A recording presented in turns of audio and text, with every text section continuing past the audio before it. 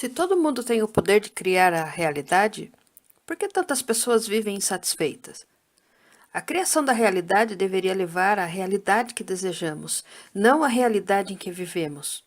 Mas isso não acontece enquanto não descobrirmos o nosso poder. Como acontece, contudo, o mais. O poder pessoal precisa passar pelo cérebro. Uma pessoa poderosa é a combinação de muitas características, cada uma delas treinada no cérebro. Mas o que é o poder pessoal? É a confiança em si mesmo? É a boa tomada de decisões? A confiança nos sentimentos intuitivos? Visão otimista? Influência sobre os outros? Autoestima elevada? Capacidade de transformar desejos em atos? Capacidade para vencer os obstáculos? Sempre que alguém se sente impotente para mudar uma situação, seja ela qual for, algum dos elementos acima está faltando. Você talvez imagine que as pessoas poderosas nascem com uma dose extra de confiança e carisma, mas os mais poderosos dirigentes de empresas costumam ser pessoas calmas e organizadas, os quais eles aprenderam o segredo de moldar as situações em direções aos objetivos que desejam conquistar. Cada um deles partiu de um ponto não muito diferente do que qualquer outra pessoa. A diferença está no feedback. Eles interiorizam cada pequeno sucesso e reforçaram a próxima oportunidade. Eles treinaram o cérebro para absorver experiências e levá-las a outro patamar. Pessoas que se sentem impotentes, por outro lado, treinaram-se para absorver experiências somente negativas. No que diz respeito ao cérebro, o processo é o mesmo. Os neurônios são os nêutrons. Seja as mensagens de sucesso ou de fracasso. No mundo ideal, o título desta sessão poderia ser 5 maneiras para se sentir mais poderosos. Na situação atual, muitas pessoas se sentem impotentes e as condições sociais que drenam o poder pessoal só crescem. Se você está lutando contra a recessão econômica, uma esposa ou um marido controlador, ou o anonimato de sua rotina de trabalho, é crucial descobrir o seu poder, principalmente quando as tradições mundiais de sabedoria continuam repetindo, era após era, que o poder infinito está escondido dentro de cada indivíduo. Eu vou esclarecer agora alguns erros básicos antes de falar do poder pessoal. Eu quero esclarecer o que ele não é. Não é a força que se usa como uma arma para abrir o caminho. O poder não é suprir aquilo que você não gosta em si mesmo e alcançar um ideal perfeito para que o mundo te admire.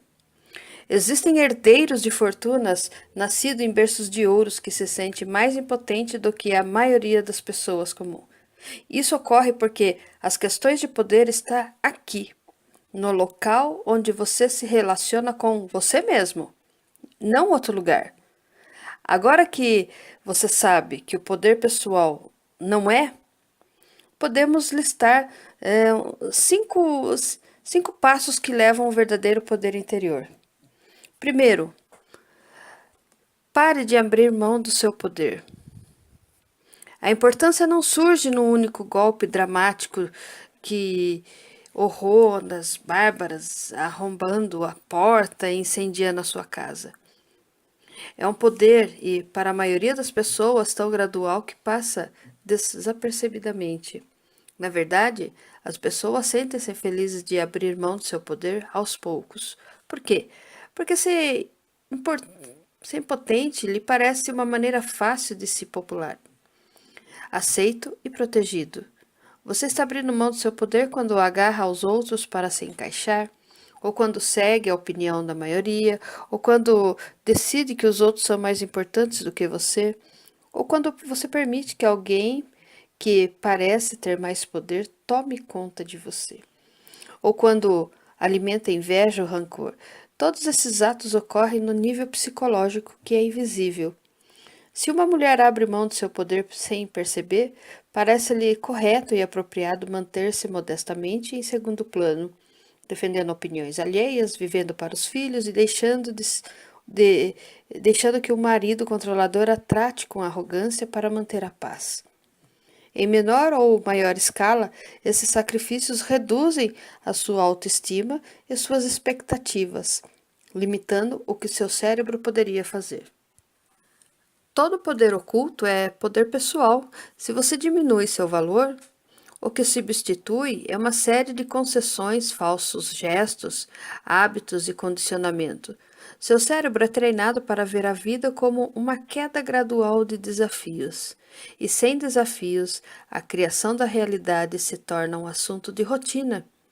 A autoestima baixa funciona como um filtro que bloqueia os sinais que lhe estão sendo enviados constantemente para que você seja um sucesso. Nada mais do que isso. A quebra de padrão é essencial. Por quê? Porque você tem que abrir mão do seu poder e resista às necessidades de concordar. Aprenda a falar por si mesmo. Deixe de adiar as pequenas coisas que você teme fazer.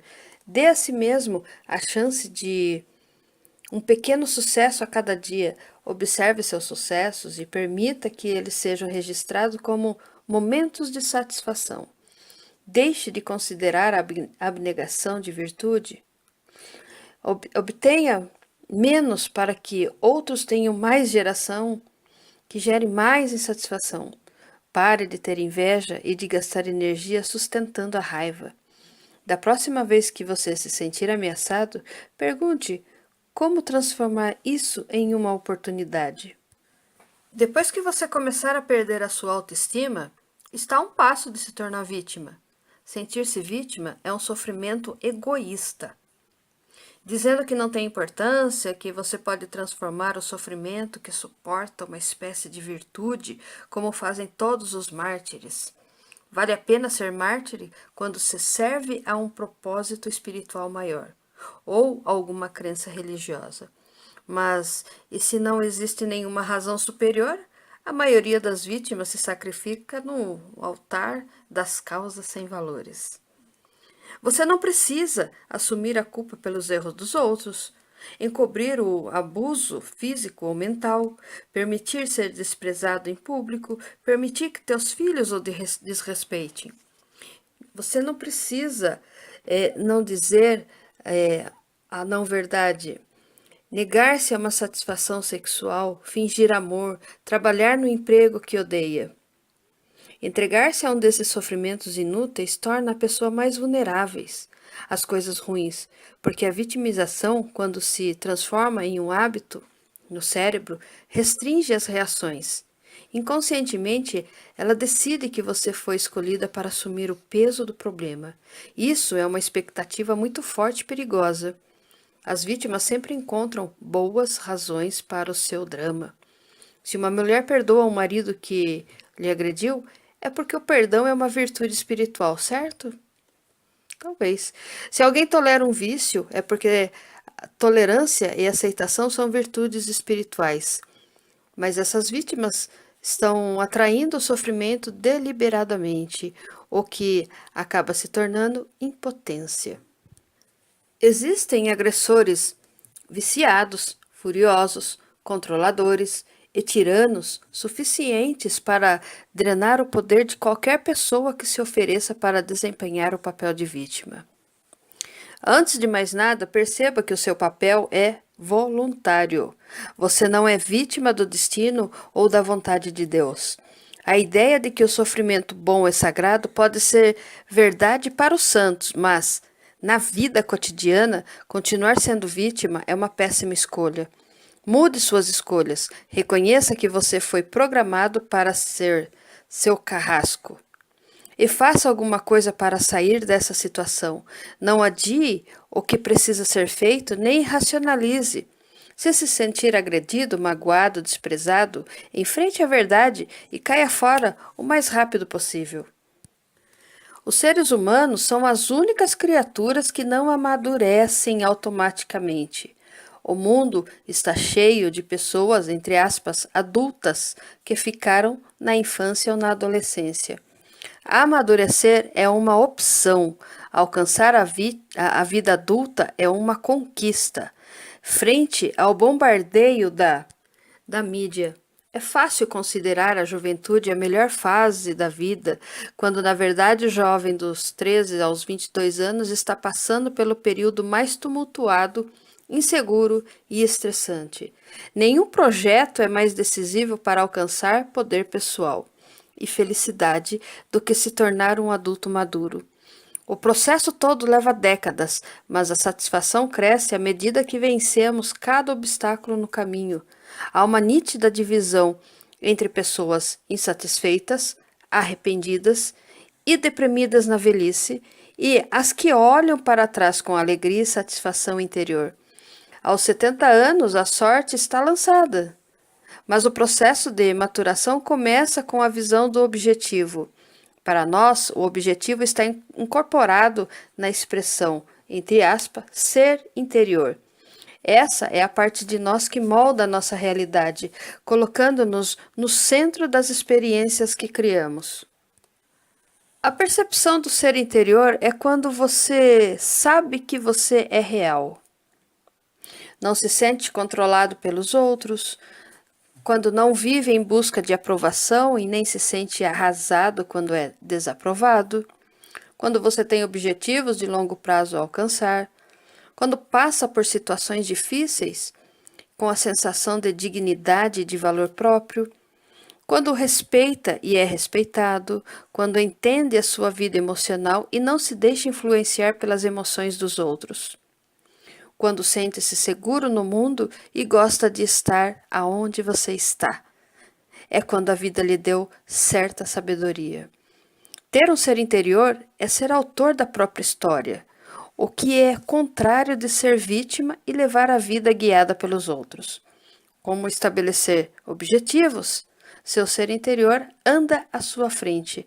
Você não pode esperar capturá-lo hoje, da mesma forma que uma criança do jardim da infância não pode ser um calouro da universidade.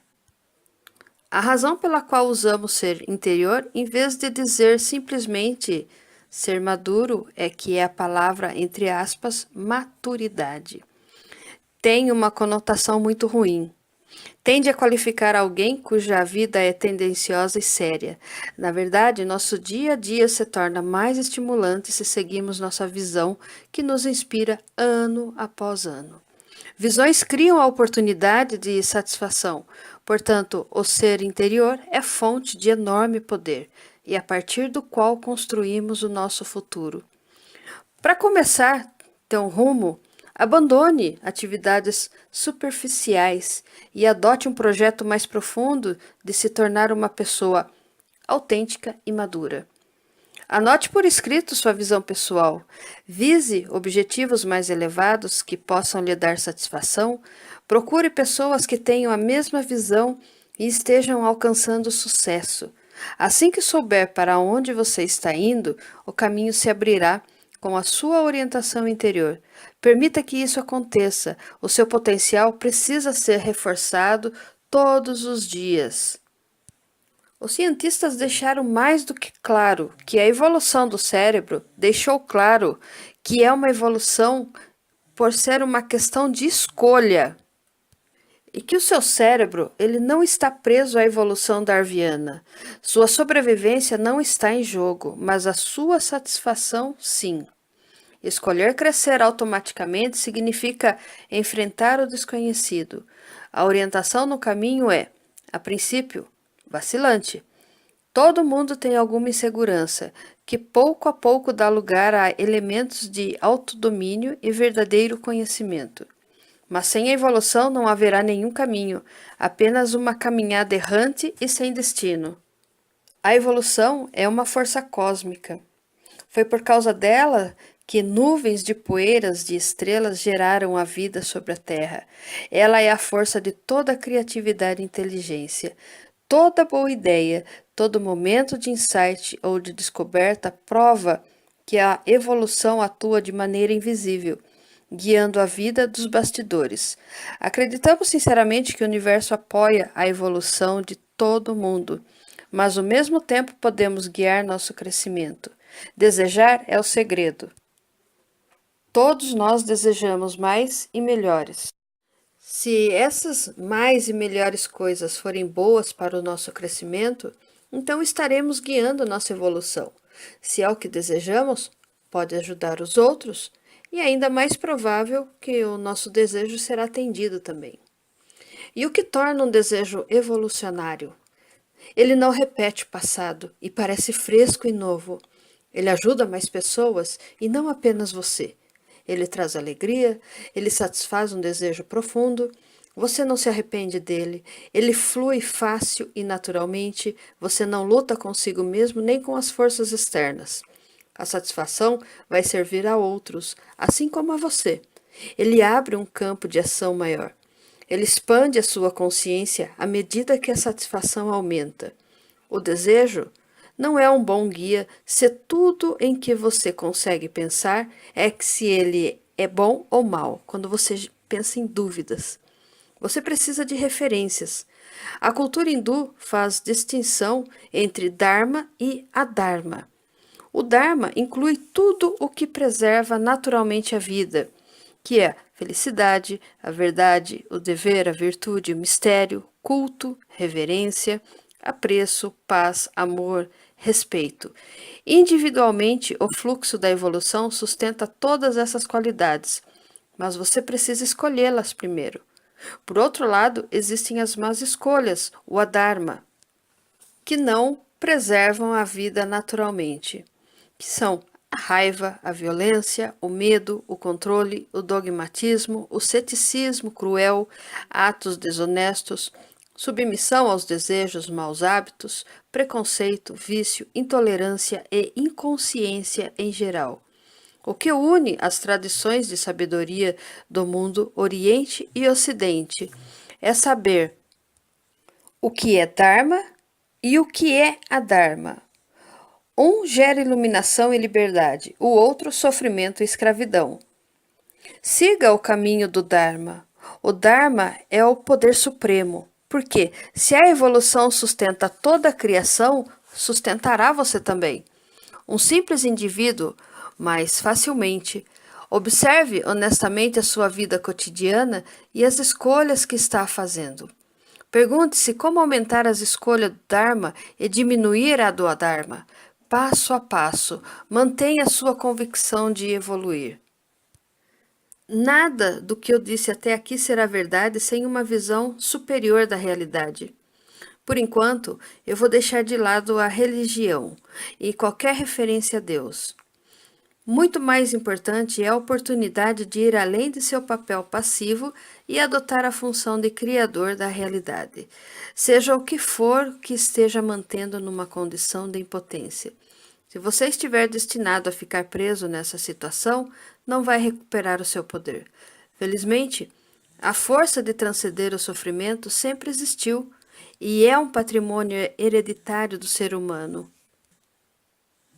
Ter consciência, mesmo que seja um mínimo, é estar conectado com a consciência infinita que sustenta a evolução, a criatividade e a inteligência. Nada disso é acidental ou privilégio de poucas pessoas de sorte. Quando você pede para se conectar a uma realidade superior, a conexão é feita imediatamente. E você vai começar a vislumbrar da realidade superior. Você vai se sentir cuidado e protegido. Você reconhece as bênçãos de sua vida como ato de graça. Você se sente grato por estar vivo. A natureza o enche de admiração e reverência. Você tem a experiência de ver ou sentir uma luz sutil.